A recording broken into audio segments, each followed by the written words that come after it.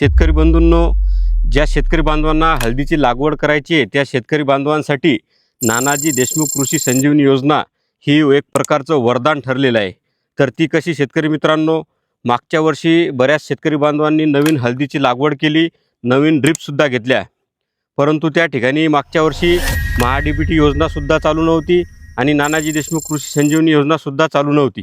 तर नानाजी देशमुख कृषी संजीवनी योजना चालू झालेली असून अर्ज प्रक्रियासुद्धा घेण्यात आलेली आहे. अर्ज प्रक्रियाच नुसत्या घेण्यात आलेल्या नसून त्या अर्जांना पूर्वसंमतीसुद्धा देण्यात आलेली आहे आणि फंडसुद्धा अवेलेबल आहे. तर शेतकरी मित्रांनो, ज्या शेतकरी बांधवांना 2026मध्ये हळदीची लागवड करायची आहे त्या शेतकरी बांधवांना आत्ताच अर्ज करून किंवा ज्यांना अर्ज केला असेल, पूर्वसंमती आलेली असेल, अशा शेतकरी बांधवांना आताच ड्रीप घेण्यासाठी हरकत नाही. आणि तुम्हाला जर ड्रीप घ्यायची असेल तर वाशिम जिल्ह्यातील शेतकरी बांधवांनी आमच्याशी संपर्क साधा.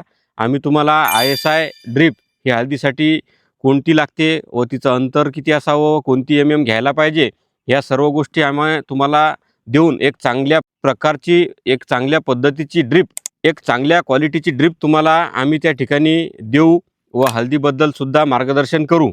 आणि वाशिम जिल्ह्याबाहेरील शेतकऱ्यांना सुद्धा सांगू इच्छितो की तुम्ही आताच ड्रीप घेऊन ठेवा, कारण की योजना नव्याने चालू झालेली असून नवीन फंड्स हा अवेलेबल असतो. त्यामुळे लवकरात लवकर अनुदान हे जमा होते.